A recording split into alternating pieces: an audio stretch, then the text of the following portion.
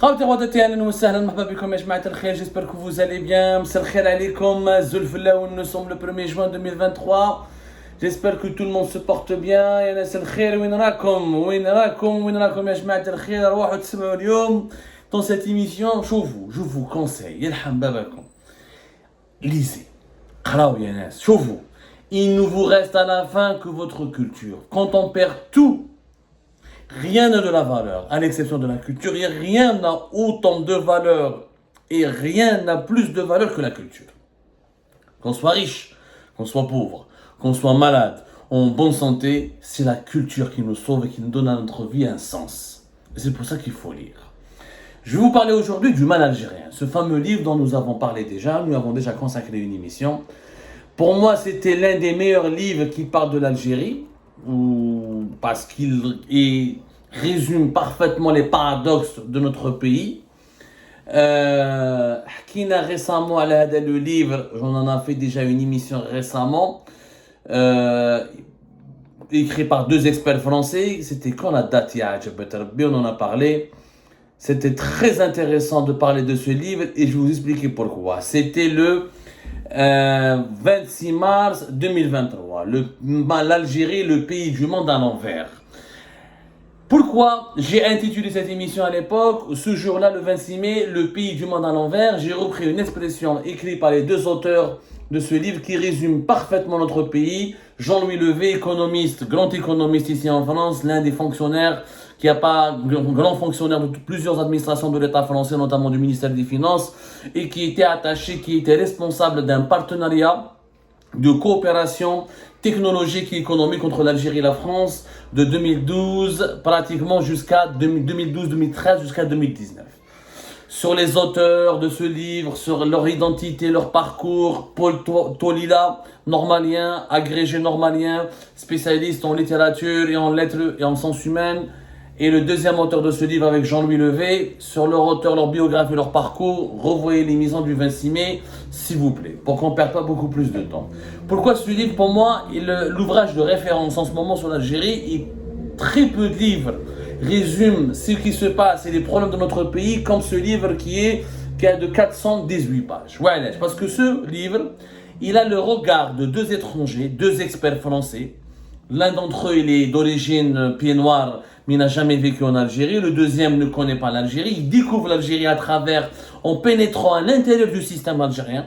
Ce ne sont pas des touristes qui nous racontent que l'Algérie, sa beauté, ses paysages. Ce ne sont pas des orientalistes qui fantasment sur l'Algérie, les Algériennes et les Algériens, ou là qui fantasment sur notre culture ancestrale. Et ce ne sont pas des voyageurs lambda. Ce sont deux experts, un économiste et un spécialiste des affaires culturelles qui ont voulu collaborer avec l'État algérien, les dirigeants algériens pour développer un partenariat qui donnerait naissance à des projets économiques et culturels qui permettront de créer des emplois et des richesses pour l'Algérie.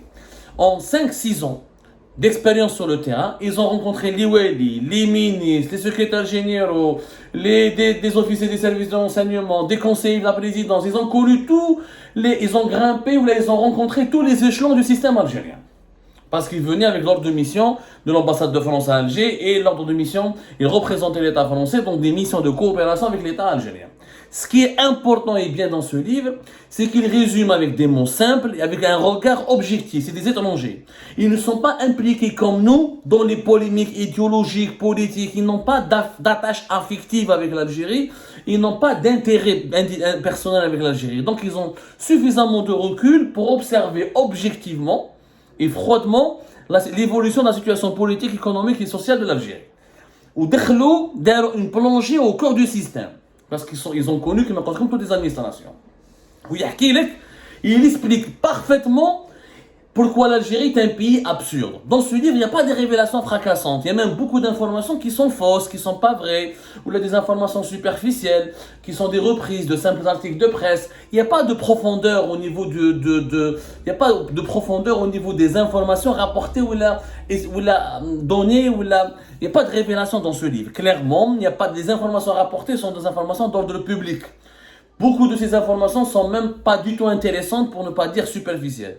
Mais ce qui est intéressant, c'est le vécu, l'analyse de ces deux experts français, basée sur leur vécu au cœur du système, et comment, Huma, de leur point de vue, avec leur bagage scientifique et académique, et avec leur logique scientifique, ils essayent de comprendre la complexité algérienne.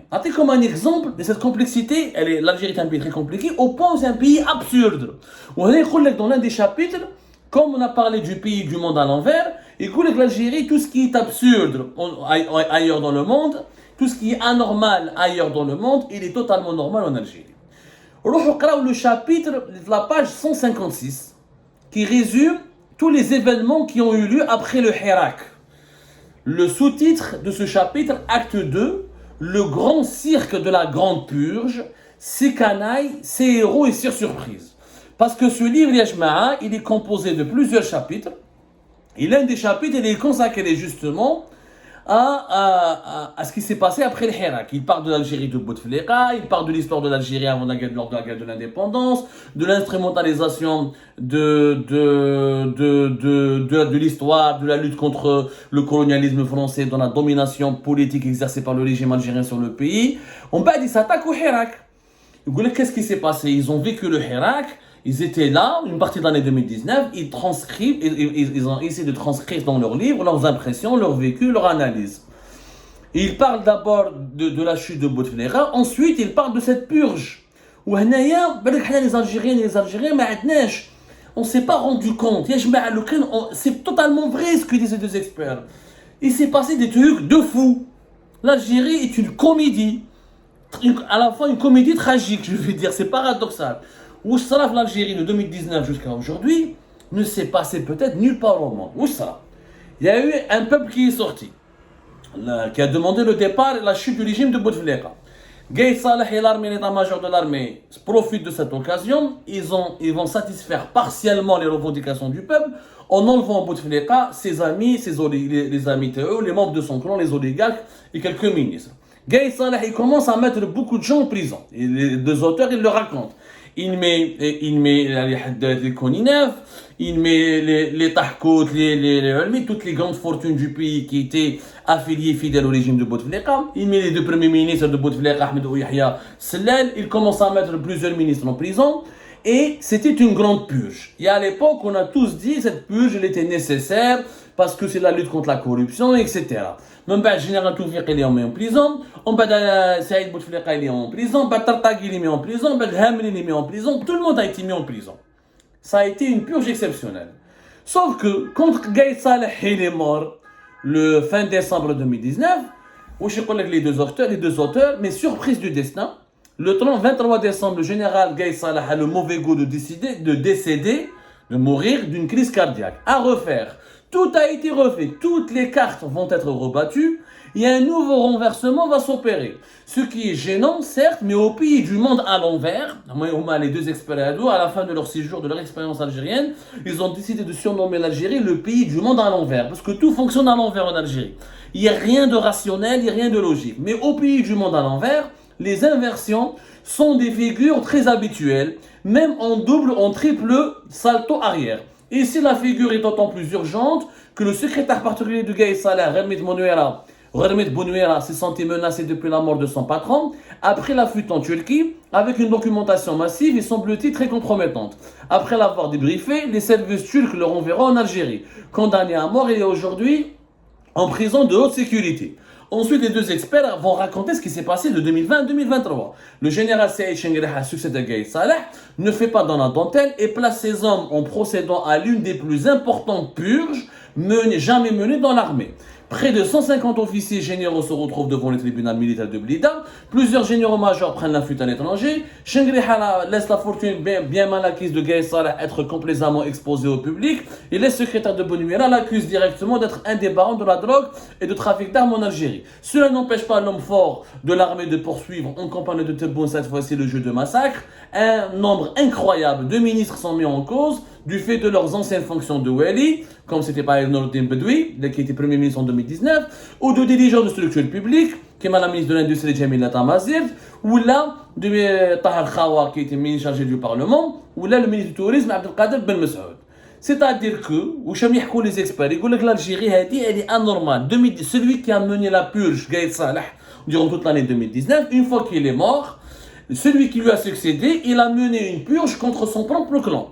C'est-à-dire le clan de Gaïd Salah qui a voulu nettoyer l'Algérie en 2019 s'est retrouvé lui-même démantelé, comme le clan de Bouteflika en 2019, en 2020 et en 2021. Et les principaux généraux, les principaux ministres et les principales personnalités qui étaient protégées, là, qui avaient une relation avec Gaïd Salah, se sont tous retrouvés en prison. C'est incroyable. Il y a le général Hamel, les deux auteurs, ce livre, il parle du général Belqsir, من بعد وبعد واش يحكي لك يقول لك on veut pendant ce temps-là يعني شوفوا pendant ce temps-là يعني juste après la mort de Gaïd Salah, lorsque Senghir a pris le pouvoir, lorsque Tebboune et Senghir ont décidé de mettre en prison le maximum de personnes qui étaient proches de Gaïd Salah, pendant ce temps-là, le général Toufir Medeni Tata est libéré. Le général Nazar, condamné à 20 ans de prison, vient de rentrer tranquillement en Algérie, ainsi que deux anciens dirigeants de la Banque d'Algérie qui avaient servi de bouc émissaire dans l'affaire Khalifa et s'étaient réfugiés à l'étranger par des frères Keraman qui sont rentrés effectivement au cours de l'année 2020. Les uns sortent, les autres rentrent en prison. On se croirait dans une pièce de mauvais théâtre, de boulevard. Mais c'est ainsi au pays du monde à l'envers que des héros deviennent des canailles et les coupables des innocents. Incroyable. Il résume parfaitement. Les uns sortent de prison, les autres rentrent de prison. C'est une pièce de mauvais théâtre de boulevard. C'est ça l'Algérie, c'est une pièce. Le Houchsam 2019 jusqu'à aujourd'hui n'a rien à voir avec l'édification d'une nouvelle Algérie, n'a rien à voir avec l'état de droit, n'a rien à voir avec les revendications du Hirak. C'est tout simplement une pièce de théâtre orchestrée par le régime. Le régime, Gaïd Salah, il a purgé, il s'est vengé contre ses adversaires. Moraha, Houchsam, qu'est-ce qui s'est passé après